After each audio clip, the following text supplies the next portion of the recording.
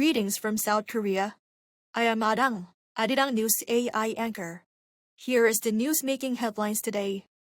President Lee Jae-myung has spoken over the phone with his U.S. counterpart Donald Trump following the recent U.S. China summit.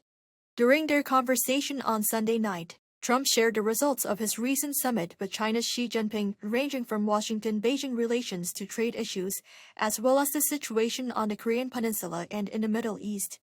Lee took note of their dialogue related to the Korean Peninsula, and Trump promised his role and contribution for regional peace and stability in close coordination with his South Korean counterpart.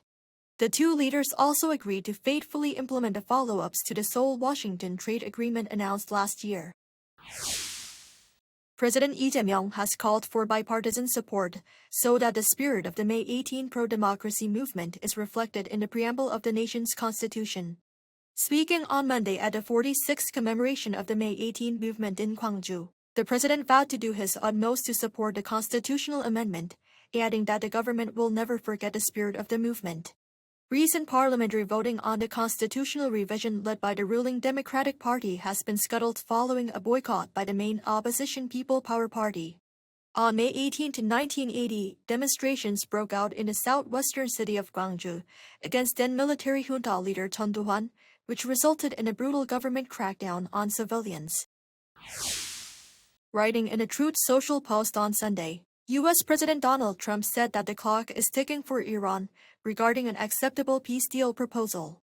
Trump repeated the warning in an interview with Axios, but said no peace plan could result in further more forceful attacks from the U.S.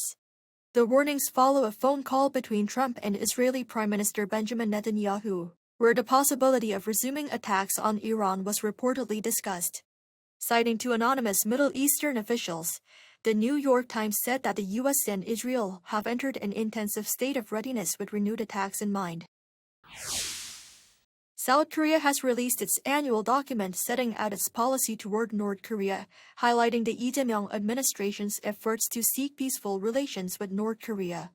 The first under the Lee Jae-myung administration, the annual document was released Monday by the Unification Ministry. It appears to respond to the Pyongyang's hostile two-states policy, stressing the need to move toward a, quote, peaceful two-state relations geared toward unification. The white paper sets out ways to institutionalize peaceful ties, calling to restore inter-Korean contact channels, resume dialogue, and reduce military tensions, as well as proposing a new inter-Korean basic agreement.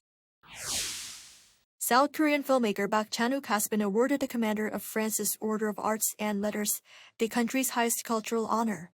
Park received the top rank of the three-tier distinction from the French Ministry of Culture during the 79th edition of the Cannes Film Festival, where he is serving as jury president.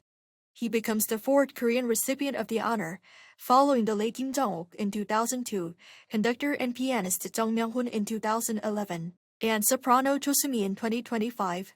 Park made his feature debut in 1992 and is known for movies including Joint Security Area, Old Boy, and Decision to Leave. That is all from me today. Thank you for watching.